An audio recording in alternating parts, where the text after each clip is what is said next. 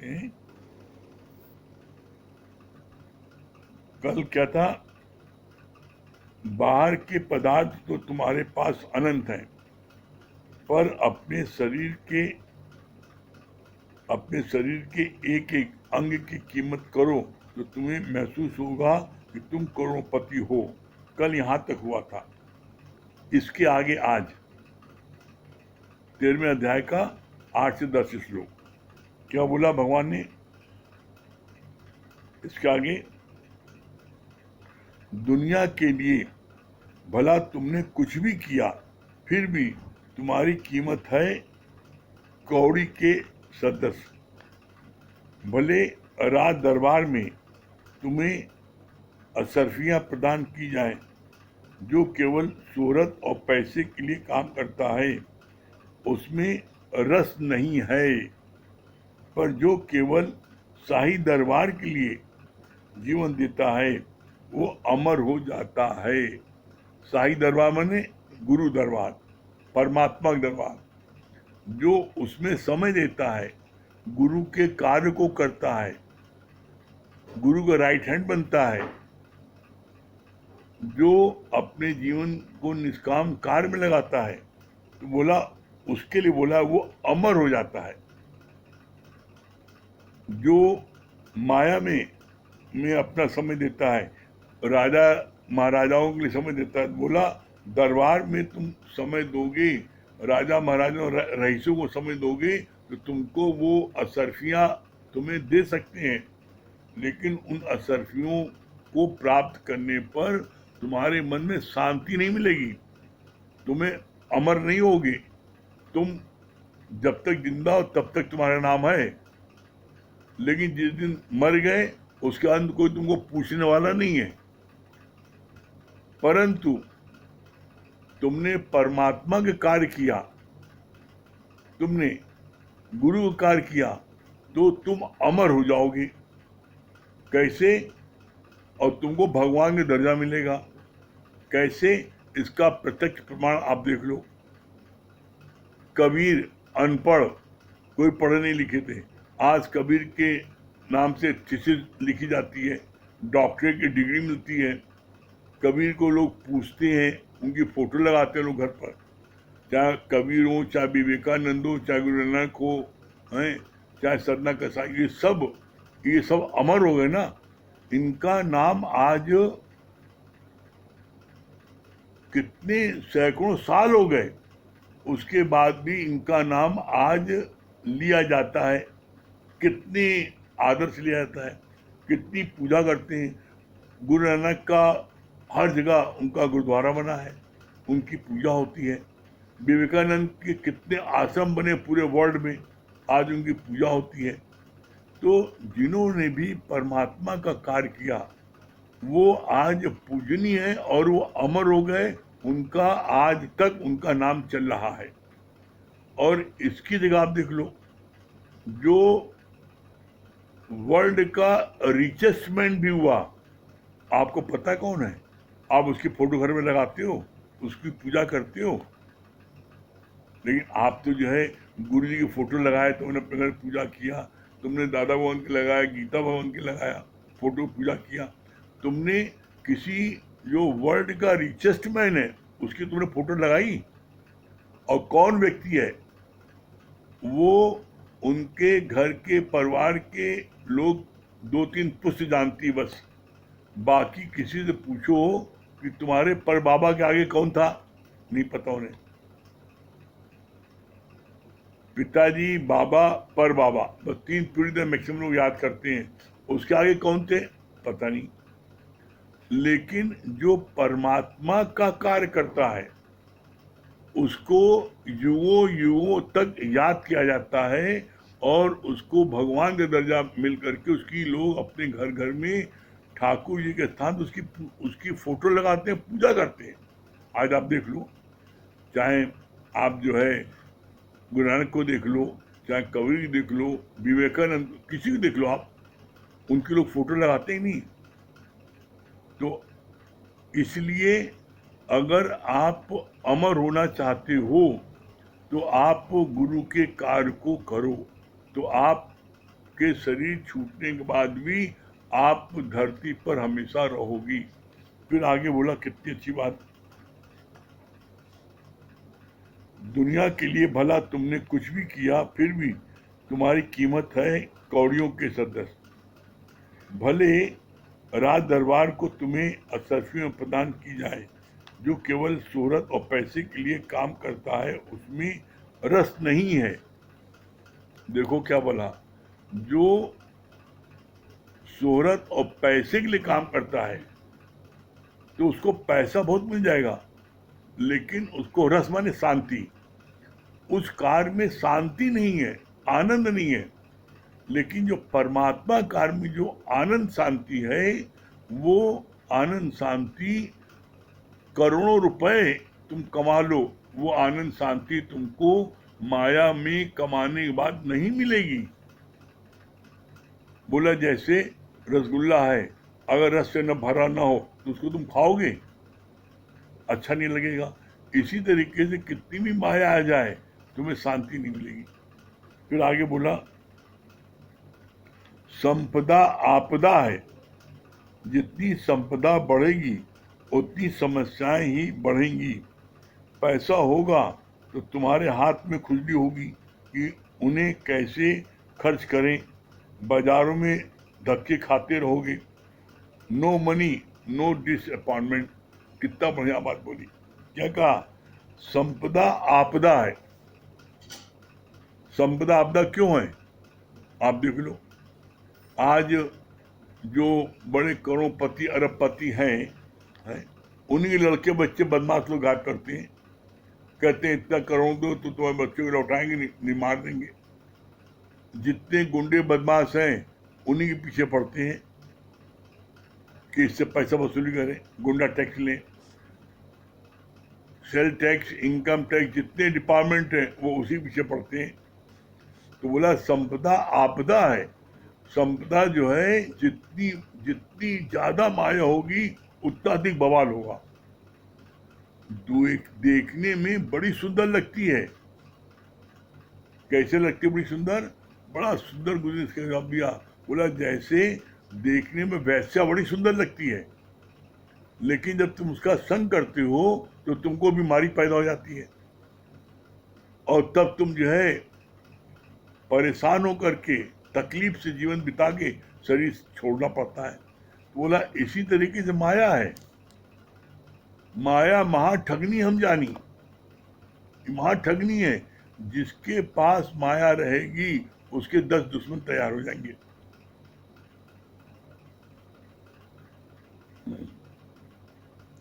इसीलिए माया को आपदा बोला गया है। कहा जितनी संपदा है उतनी आपदा है। और बोला जितनी संपदा बढ़ेगी उतनी समस्याएं भी बढ़ेंगी। ये देखो मजे की बात।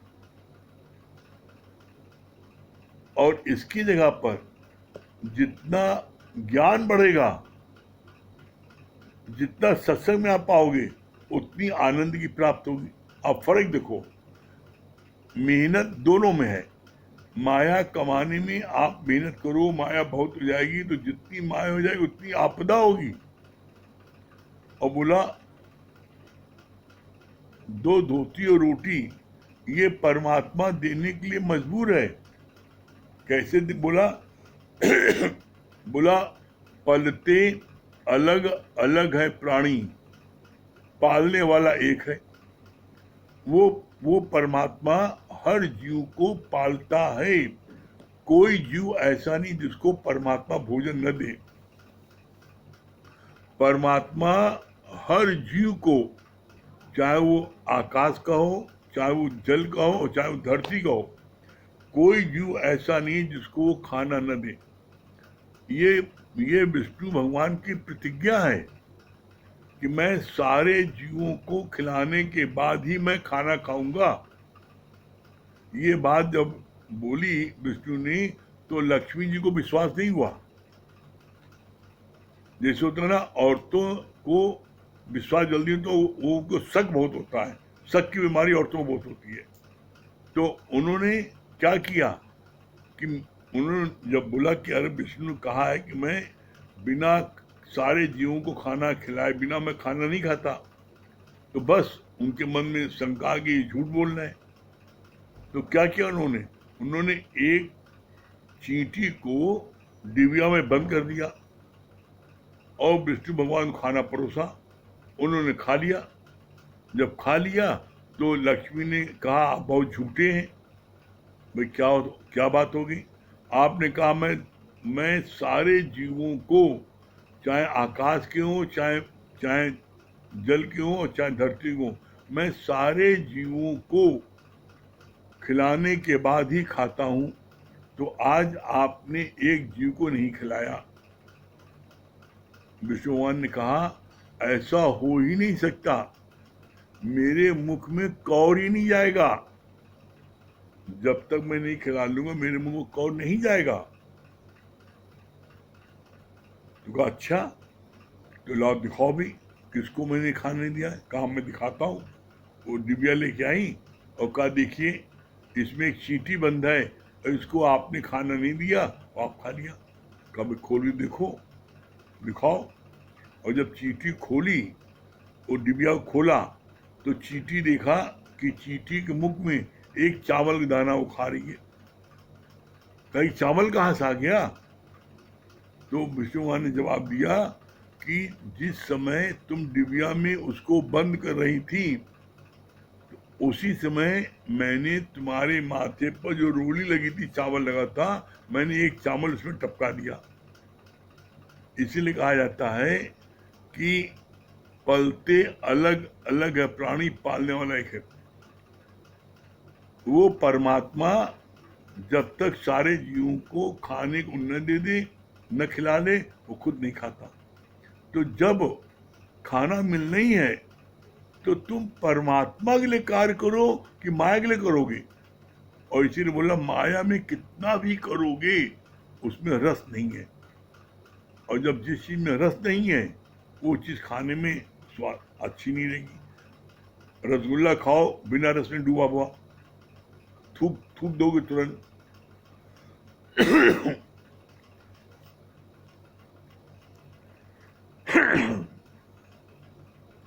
फिर आगे बोला,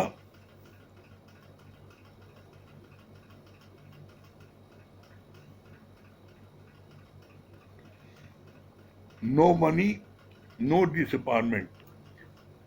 जब पैसा नहीं है तो आराम से तुम घर बैठे हो, और पैसा है तो उसको, पैसा जब आदमी किसी के पास होता है तो बड़ी बढ़िया बात किसी ने कही, कहा मेरे पास जब पैसा है मुझको खुजली होने लगी। जब पैसा आता है तो व्यक्ति को खुजली होने लगती, कहा इसको ठिकाने लगाए। तो वो किसी न किसी चीज में उसको खर्च करने के लिए वो उतावला होता है। तो बोला, जब पैसा आएगा तो तुम बाजार में धक्के खाने जाओगी कि चलो ये जमीन ले ले, ये मकान ले ले, ये फलाई चीज ले ले, ऑर्नामेंट ले ले। आप उस पैसे को जब तक ठिकाने नहीं लगा दोगे आपको खुजली होती रहेगी। तो बोला कि जब पैसा है तो आप परेशान उसको कहाँ ठिकाने लगाए, और पैसा नहीं है, भगवान ने क्या कहा, नो मनी नो डिसअपॉइंटमेंट। अरे पैसा ने आराम से चद्दर तान घर पर सुआ, कहीं जाने की जरूरत नहीं ना, आप सारी झंझटों से बच गए। फिर आगे बोला, एक समय पर 2 फुल्का खा सकते हो, एक जोड़ी कपड़े पहनते हो, शरीर से विषय सुख ज्यादा लेने का प्रयास किया तो प्रस्थान मरघट की ओर। स्कूटर में थोड़ा सा भी पेट्रोल ज्यादा पड़ जाता है तो वो नहीं चलेगा जब तक वो पेट्रोल बाहर नहीं निकाल दोगे, फेंकोगे। कितनी सुंदर बात बोली है। क्या कहा, एक समय पर 2 फुल्का खा सकते हो, एक जोड़ी कपड़ा पहन सकते हो, तो तुम किसके लिए मर रहे हो? अरे भाई, 2 रोटी और 2 धोती का पता नहीं, परमात्मा बंधेला है, वो तुम्हें देगा। तन को ढकने के लिए कपड़ा देगा, चाहे मोटा दे चाहे मखमल दे। खाना देगा, चाहे मोटा दे चाहे मलाईदार दे, लेकिन मिलेगी जरूर। तो कितनी सुंदर बात बोली भगवान ने। फिर शरीर से विषय सुख ज्यादा लेने का प्रयास किया तो प्रस्थान मरघट की ओर। अगर तुम विषय विकारों में गिरे तो पता है तुम नुकसान तुमने किया। गुरु जी इसके लिए बोलते हैं कि तुमने सारा दिन मेहनत किया, और सारा दिन मेहनत किया, रिक्शा चलाया, ठेला चलाया, नौकरी किया, तो जो तुमने मेहनत किया और उससे उस मेहनत को कमा, तुमने दिन भर मेहनत करने के बाद तुमने मान लो 1,000 रुपये कमाया, तो बोला 1,000 रुपये तुमने इसे कमाया और तुमने नोट फाड़ के फेंक दिया। ये दशा है विषय विकार में गिरने पर। कैसे? बहुत कम लोग इस बात को जानते होंगे। ये डॉक्टरी प्रमाण है, ये डॉक्टरी प्रमाण है कि तुम विषय विकार में जो गिरते हो, तो जो तुम्हारे वीर तुम्हारे गिरते हैं, वो एक बूंद वीर 40 बूंद खून से बनता है। एक बूंद वीर 40 बूंद खून से बनता है। और तुम जब विषय विकार में गिरते हो तो तुम्हारे कितने वीर गिरते हैं। तुमने मतलब सारी नंबर मेहनत किया और तुमने वो जो है सब निकाल दिया, तो तुम कंगाल नहीं होगे। तो क्या बोला, जो विषय विकार में गिरता है तो क्या होगा उसका, वो वो जो है कहा, वो प्रस्थान करेगा मरघट घाट की ओर। जो शक्ति तुम्हारे होती है वो शक्ति है वीर की। इसीलिए कहा जाता है ब्रह्मचर्य। शेर को जंगल राजा क्यों कहा जाता है? शेर जंगल राजा क्यों है, सबसे ज्यादा शक्तिशाली क्यों है? पता है क्यों है? क्योंकि शेर अपने जीवन काल में सिर्फ एक बार शेरनी के पास जाता है, और तुम देखो कि तुम कितनी बार विषय विकार में गिरते हो। तो इसके लिए बोला कि तुम आजाद हो, लेकिन तुम जितना गिरोगे उतनी जल्दी मरघट घाट पहुंचोगे। फिर बोला आगे,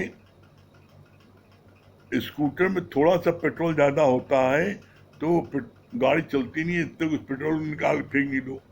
इसको बोलते हैं कि वो जो है जब पेट्रोल ओवरफ्लो हो गया, ज्यादा हो गया, तो गाड़ी नहीं चलेगी। कैसे? जैसे आप बहुत ज्यादा खाना खा लो तो आप श्वास नहीं ले पा रहे हो, आप उसी तरीके से पेट्रोल जब भराते हैं तो कभी भूल के भी फुल टंकी नहीं करना चाहिए। अरे उसमें सांस उसमें गले तक भराओ बस। अब गले के ऊपर तुम नाक तक भरा लोगे तो वो जो है पेट्रोल जो है इतनी ज्यादा होगी, गाड़ी नहीं चलेगी। उसको सांस लेने की जगह होना चाहिए। हमेशा जो है आधा अंगुल खाली रहना चाहिए, उससे जिससे वो सांस ले सके, तब आपकी स्मूथ गाड़ी चलेगी। फिर आगे बोला, कितनी अच्छी बात कही भगवान ने। ब्रह्म ज्ञानी से किसी ने पूछा, बहुत सुंदर बात है, ब्रह्म ज्ञानी से किसी ने पूछा आपका सुख किस प्रकार का है, क्वेश्चन मार्क। किस प्रकार का है? तुलना बताई, कैसा है? उन प्रेमियों जैसा जिनको अचानक शादी की परमिशन मिल जाए, या विधवा माँ का बेटा फॉरेन से लौट कर आए, या किसी को घर बैठे करोड़ों की संपदा मिल जाए। ब्रह्मज्ञानी ने कहा वो सभी सुख टके पैसे के हैं, बाकी ज्ञानी का है परमानेंट ब्लिस। मतलब क्या बोला कि ज्ञानी के पास परमानेंट हैप्पीनेस है, उसके पास क्षण नहीं। इसीलिए कहते हैं गुरुजी कि जो सुख आए फिर नहीं जाए उसका करो विचार, देखा पागल सब संसार। जो सुख आए फिर नहीं जाए, जो सुख तुमको आए और न जाए, तो वो सुख कौन सा है? वो सिर्फ एक सुख है, ब्रह्म ज्ञान का, परमात्मा का। ये सुख जो आ जाता है तो फिर ये जाता नहीं है। बाकी माया का कोई सुख भी हो, कैसा सुख हो, चाहे बेटी का, चाहे बेटे का, चाहे धन का, दौलत का, मकान का, पत्नी का, लड़की का, लड़के का, किसका भी सुख हो, दुनिया के सारे सुख क्षणिक हैं। कोई सुख परमानेंट नहीं है। परमानेंट सुख है सिर्फ आपका क्या है?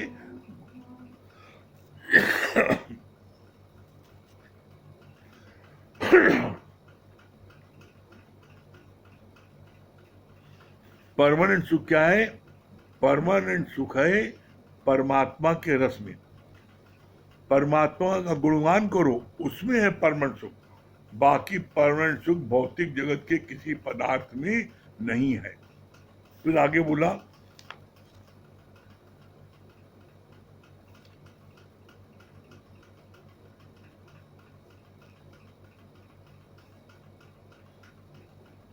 ब्रह्म ज्ञानी ने कहा वो सभी सुख टके पैसे के हैं, बाकी ज्ञानी की है परमानेंट ब्लिस।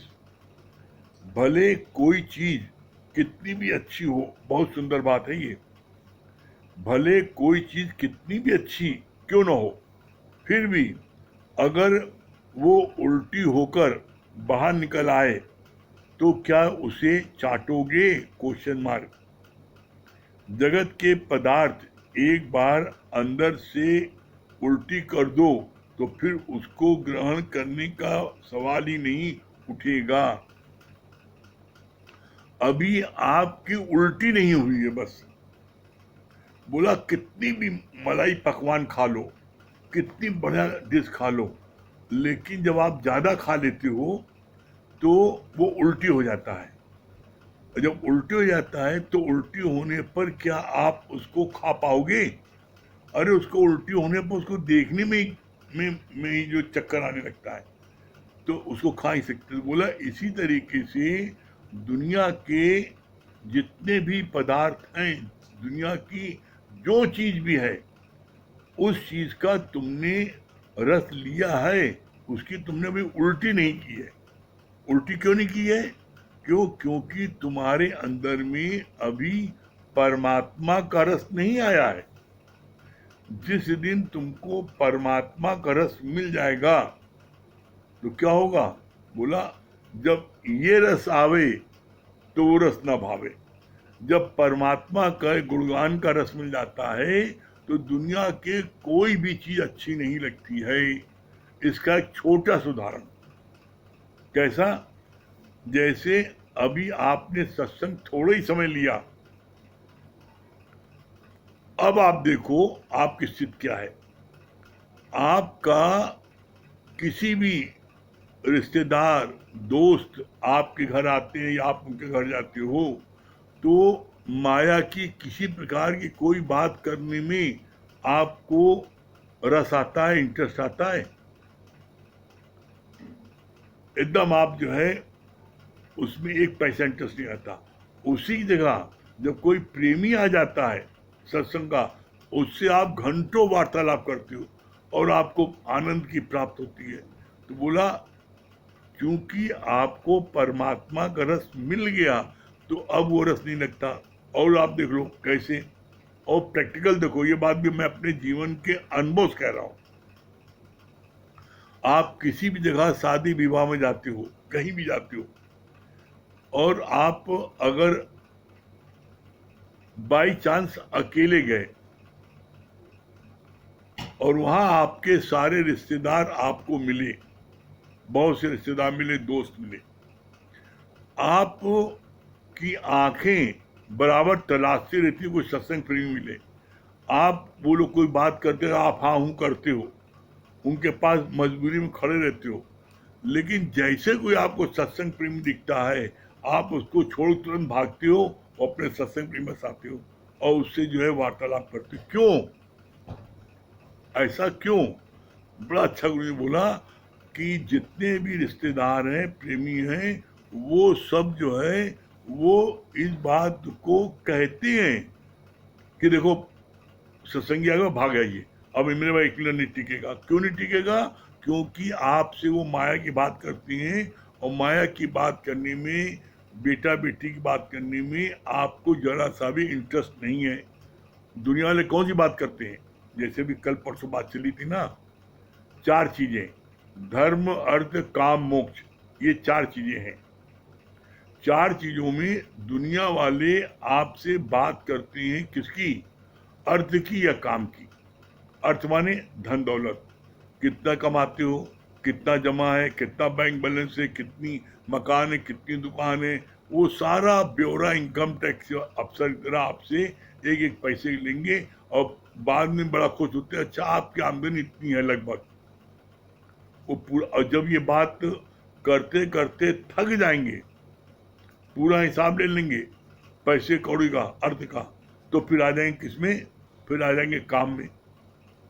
शादी ब्याह की होगी नहीं, लड़के बच्चे हैं ही नहीं, और आपने कह दिया हाँ 3 लड़कियां हैं, तो ऐसी गहरी लंबी सांस लेंगे मालूम पड़ता उन्हीं की लड़की हो, अरे बाप रे 3 लड़कियां हैं, क्या होगा तुम्हारा। आजकल देख लड़की 50 लाख लगता है, अब जाओ सत्संग और सत्संग की शादी कराएंगे, ऐसा ताना बाना देंगे, उसमें आप इतना आपको डराएंगे। तो दुनिया वाले गिराते हैं, दुनिया वाले बात करते हैं सिर्फ धन दौलत की, माया की, या काम की, बाल बच्चों की, लेकिन गुरु जो है वो बात किसकी करता है, वो इसकी बात ही नहीं करता। गुरु बात किसकी करता है, धर्म की या मोक्ष की। जो 4 चीजें हैं, धर्म अर्थ काम मोक्ष, तो गुरु एकमात्र गुरु है जो आपसे बात करता है हमेशा धर्म की और मोक्ष की। दुनिया में कोई इसकी बात ही नहीं करता। दुनिया में सब आपको गिराते हैं, गुरु यहाँ आपको उठाता है। कैसे उठाता है, देखो आप, गुरु आपसे कहते हैं तुम क्या नहीं कर सकते, तुम सब कर सकते हो, यू कैन। अरे तुम बहुत, कोई काम दुनिया में ऐसा नहीं जो नहीं तुम कर सकते, गुरु बोलता है। और दुनिया वाले क्या बोलते हैं, एकदम नालायक हो, गधे हो, कुछ नहीं कर सकते हो, हैं, तुम्हें तो भीख मांगोगे नहीं मिलेगा। मतलब दुनिया वाले इतना गिराते हैं, इतना वो। और उसी जगह आप जब सत्संग प्रेमी से बात करते हो, गुरु से बात करते हो, तो वो आपसे बात करता है धर्म की या आपके मोक्ष की। धर्म क्या है, मोक्ष क्या है, ये हमें सिर्फ गुरु समझाता है, बाकी दुनिया में कोई समझाने वाला नहीं है। दुनिया में बात करेंगे सिर्फ माया की और बेटा बेटी की, लेकिन गुरु में समझाता है धर्म क्या है। अभी तक हम ये समझते थे ज्ञान में आने के पहले कि हिंदू धर्म है, मुसलमान धर्म है, क्रिश्चियन धर्म है, अब आपके पंजाबी धर्म है, इसको मानते थे। बोला ये धर्म नहीं बात किया है, भगवान ने यहाँ पर ब्रह्म ज्ञान के हिसाब से धर्म क्या है। जो हम अभी तक समझते थे कि मैं हिंदू हूँ, मैं मुसलमान हूँ, मैं क्रिश्चियन हूँ, मैं ईसाई हूँ, मैं सिख हूँ, नहीं, ये धर्म नहीं है। गुरु ने ये बताया, पता लगा कि अशोक रहना तेरा धर्म है, ये ब्रह्म ज्ञान के हिसाब से ये बात आई। तो अशोक रहना तेरा धर्म मतलब क्या है, किसी परिस्थिति में शोक मत करो। इसीलिए कहा जाता है ज्ञानी किसको बोलते हैं, बोला जो सुख में, दुख में, मान में, अपमान में, लाभ में, हानि में, जीवन में, मरण में, सब में सम रहे, किसी बात से दुखी न हो, वो है ज्ञानी। तो बोला कि तुम अपने को चेक करो कि तुम सुख में दुख में समान रहते हो, कि सुख आया तो छत पर नाचने लगे, दुख आया तो पाताल में चले गए, लाभ हुआ छत पर नाचने लगे, हानि हो गई तो चले गए सुसाइड करने भागे। जीवन, लड़का बच्चा पैदा हुआ तो देश सेनाई बज रही, ढोलक मजीरा बज रहा है, हाय लड़का वो लड़का हुआ। और वही कोई चला गया, मर गया, तो पता लगा कि 15 दिन तक जो बेहोश पड़े हो, रो रहे हो, हाय बाप रे, हाय बाप रे, भगवान ने मेरे साथ बड़ा अन्याय किया। अरे भाई, अन्याय किया, जितनी भरी चाबी राम ने उतना चले खिलौना। अकेले आए थे, अकेले जाना है। भगवान ने कितना अच्छा निर्मोही राजा की बात बताई थी। निर्मोही राजा के लिए कितना अच्छा कहा कि निर्मोही राजा निर्मोही प्रजा। जब संत से बोला राजकुमार ने कि मैं निर्मोही राजा का बेटा हूं और निर्मोही प्रजा, तो कहा ऐसा हो ही सकता। तो वो लेकर के गया, खून से सना कपड़ा लेकर के कि आपके बेटे को शेर ने खा लिया है। तो जब दरबान से कहा, दरबान ने कहा कोई बात नहीं संत जी, आप इतनी दूर से आए, थक गए, थोड़ा बैठिए। तो कहा अरे इसको कोई दुखी नहीं ना। फिर भाई से बोला, फिर माँ से बोला, पिता से बोला, सबसे। तो माँ ने क्या बोला? माँ ने उसमें माँ हलवा बना रही थी, तो मैंने कहा संत जी आप इतनी दूर से आए हैं, पहले आप गरम गरम हलवा खाइए, बाद में कोई बात नहीं ना। अरे भाई, आपके जो है 4 पुत्र हैं, एक पेड़ में चार चार आम खिले हैं, कोई पहले गिरा कोई बाद में गिरा, तो इसमें कौन सी बात है? अरे वो तो एक दिन जानी है। कोई ऐसा व्यक्ति है इस संसार में जो शरीर धारण करे और शरीर को फिर न त्यागे?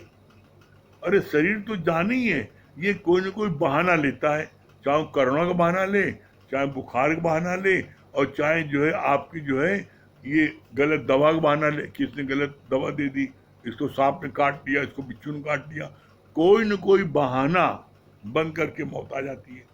तो बोला जिसने शरीर धारण किया उसको शरीर छोड़ना ही पड़ेगा, तो किस बात का दुख? तो ज्ञानी जो है सारी परिस्थिति में सम रहता है, इसीलिए क्या बोला जाता है? ज्ञानी के घर सदा आनंद, ज्ञानी के घर सदा दिवाली होली, उसको वहां कोई गम का कोई वहां पर स्थान ही नहीं है ज्ञानी को वहां। तो आप देखो, आप इस स्थिति में हो और नहीं हो तो आप आ जाओगे। और ये बात अपने जीवन के अनुभव से हम कह रहे हैं। क्यों कह रहे हैं? क्योंकि मधु जी का शरीर शांत हुआ, जब ब्रह्मलीन हुई, मधु जी हुई, तो उस समय अर्चना जी ने हमको बोला भजन गाओ, अंकल आप भजन गाइए, राम नाम की नैया लेके सदगुरु करे पुकार। हमसे भजन गवाया, बॉडी सामने रखी है, भजन गवाया। एक जितने लोग, हजारों लोग आए थे, सब लोग देख करके आश्चर्यचकित हो रहे थे कि एक किसी का आंसू नहीं। ठीक है, अरे वो ज्ञानी निज अपने घर जाता है, तो अपने घर गए, परमात्मा से आए थे, परमात्मा मिल गए, परमात्मा घर गए, तो उसमें उसमें रोने की बात कौन सी है? आज जिसको बोलते हैं ना कि आपके ज्ञानी जो है, ज्ञानी अपने घर जाता है और अज्ञानी जो है वो बार बार आता जाता है।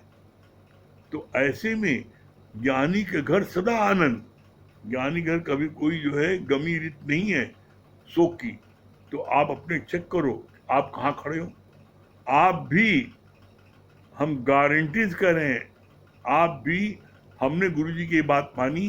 गुरुजी हमसे सिर्फ एक बात बोला कि आप सिर्फ सत्संग रोज बैठो, बस सत्संग नागा मत करना, और आप जो चाहते हो आपको सब मिल जाएगा।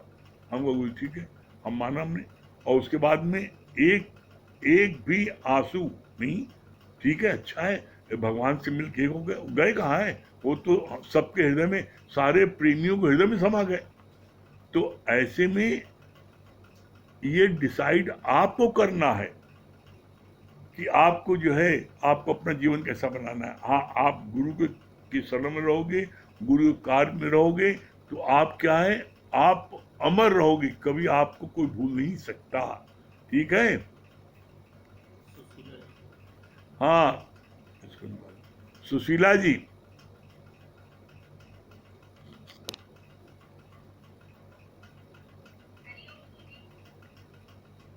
हाँ सुशीला जी, आ रही हो? हाँ आ रही, आवाज आ रही, क्या बोल रही है?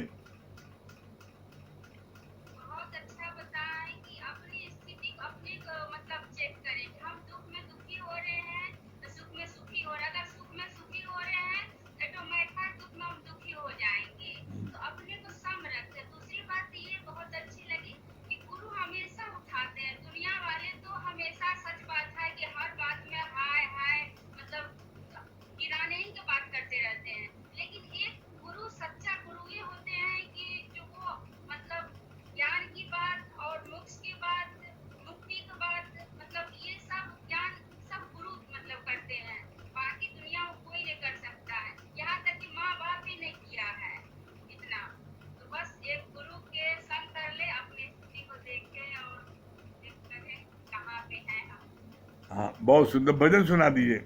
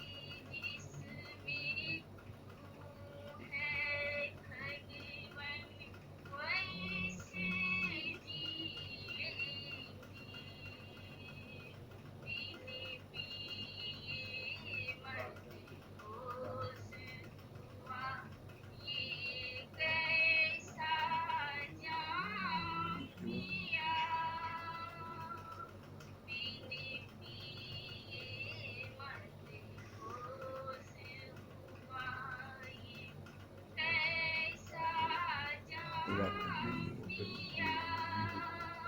नीलू तो सामने राकेश जी मिला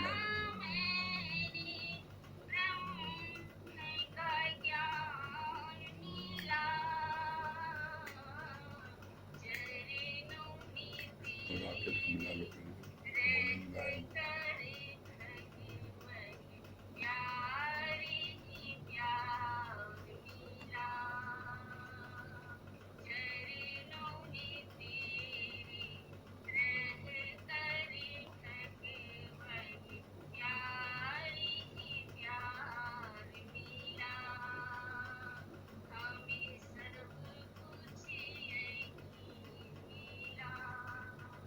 बहुत सुंदर। संजय भैया, संजय भैया भी, हाँ संजय भैया क्या बोल रहे हैं? हाँ हरिओम, क्या बता रहे हैं? बात बहुत अच्छी लगी कि संजय भी रहो। देह का कर्म है, जो कर्म प्राणी है, जो हिसाब किताब है जिसका वो अपना ले लेंगे जो है, ये बात बहुत अच्छी ठीक करी। दूसरा ये कि हम चाहते हैं कि हमारे अनुसार सब चले, लेकिन कभी अपने मन को टटोले कि हम चाहें उनके अनुसार चले जो है, कभी गुरु के अनुसार हम खुद नहीं चल पाते हैं। हाँ ये बात बहुत अच्छी लगी। बहुत सुंदर, बहुत बढ़िया। हाँ राकेश भैया हरिओम। हाँ राकेश भाई, हाँ प्रणाम राकेश भैया, क्या बोल रहे हैं, क्या बता रहे हैं? आपने जो गुरु मंत्र गुरु जी से लिया है, हाँ गुरु जी ने आपको कहा कि गुरु मत करो, रोज का सत्संग लेते जाओ, बस रोज का सत्संग लेते जाओ। जो गुरु मंत्र आप लिया गुरु जी से, वही हमने भी पकड़ा हुआ है। रोज का सत्संग लेते जाओ, सबसे बढ़िया और आसान तरीका है बस। हाँ, सबसे सरल तरीका। हाँ, सबसे सरल। हाँ बहुत सही बात। आपको सब कुछ मिल जाएगा। हाँ सब कुछ मिल जाए, बैठते रहो बस। बहुत बढ़िया। हाँ, हाँ नीलू जी,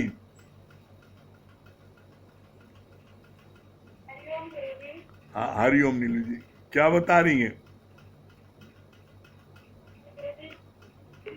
बहुत अच्छा लगा। सच बात है, पहली जैसे हम लोग अति अति अति भाग्यशाली है कि आपके सानिध्य में, और अंदर से बस यही लग रहा था, बस मैं हूँ मेरा गुरु, और कोई नहीं। संसार में हर व्यक्ति आ रहा है, जा रहा है, शरीर से टोला जा रहा है, देख रहे हैं, लेकिन मैं हूँ मेरा गुरु। जो सत्य है उसको पकड़ना है। मिथ्या ब्रह्म सत्य और जगत मिथ्या।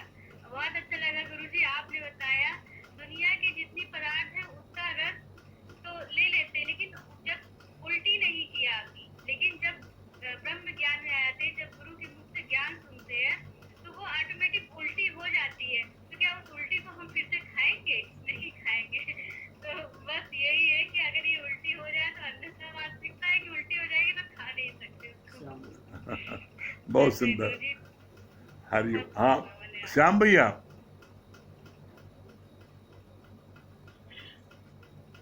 राम राम रहेंगे। हाँ, राम राम श्याम भैया, क्या बोल रहे हैं? बड़ी पेटली बात आज आपने बताई, और इसको हम जो है 25 दिन से घर में पड़े हैं और लोगों को कहते सुनते थक गए हैं। जैसे आपने कहा ना, संपदा ही है सबसे बड़ी आपदा। तो हमारे पास बड़े बड़े संपदा वाले हैं, उनको समझाते समझाते लेकिन वो नहीं समझ सकते। और जो ज्ञान में है या जो समझते हैं, हम आपको बताएं, उनसे घंटों हमारी बात होती है। और इन लोगों से बात करने में तो अब लगता है कि जैसे कि 2-4 मिनट बात करो, रखो, पता ही नहीं चलता। कारण ये है ना कि केवल शांति और आनंद चाहते हैं, कैसे तो मिल नहीं सकता। कैसे यार तुम खुश रहते हो, कैसे तुम्हारे पास इतना आत्मबल रहता है? कल ले लो सत्संग भैया, सत्संग के नाम से भागते हैं। जैसे लगता है कि मतलब ये लेना मतलब उनके लिए ये एकदम कड़वी कूद है। तो हमने कहा भैया देखो, शांति आनंद बाजार में मिलती है, ये केवल गुरु के चरण। और गुरु का चरण जो है, ये ना आगे सब खुदा चाहे जितना भी आए, आपको बता रहे हैं दिया 6 चीज जो परमात्मा के हाथ में है। आज गुरु की बदौलत जो हानि लाभ जीवन मरण दुख सुख जो ये है, सब में सम रहने की क्षमता के बदौलत होती जा रही है। बहुत हम सुंदर। लोगों को सुन रहे हैं, सुनते जा रहे हैं, लेकिन भगवान के ऊपर, गुरु जी के ऊपर पूरा समर्पण है, इसलिए जो है उसमें सम रहने की कोशिश करते हैं। बहुत ये सुंदर, परमात्मा के हाथ। बहुत सुंदर। चलिए श्याम भैया, समय हो रहा है, ओम का जाप कर लें। और सत्संग का समय रात का 8 बजे से हो गया है। रात का सत्संग 8 बजे से हो गया है, और सुबह का सत्संग भी 8 बजे का है। तो दोनों समय 8 बजे सत्संग होता है, बीच में एक बार ब्रेक होता है, फिर मिला लिया जाता है। तो ठीक है, चलिए ओम को जाप कर लें, 3 बार ओम को जाप कर लें।